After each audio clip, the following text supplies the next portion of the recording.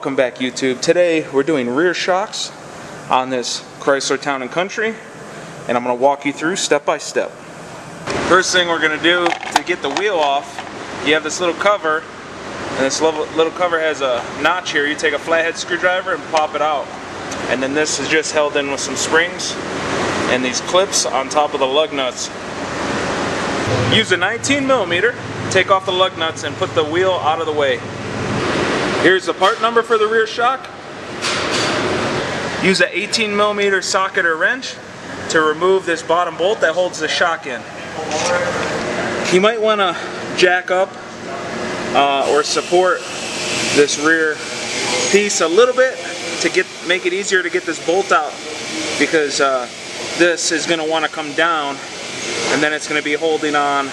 This is fully extended, the shock, so it'll be putting pressure on that bolt. So if you just jack this up a little bit, the bolt will just come right out.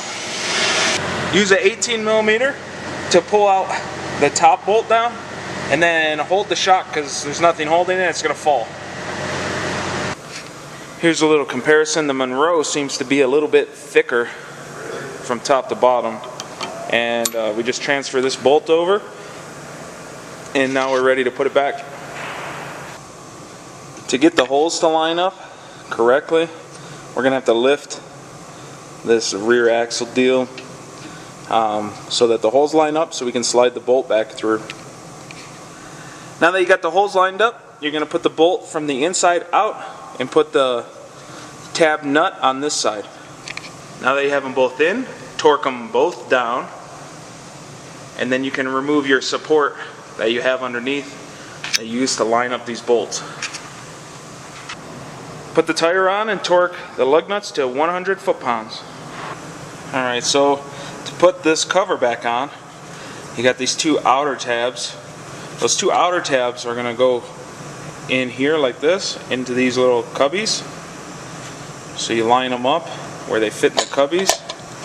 You push it that way, and then you sort of just give everything a nice little push down, and it's done.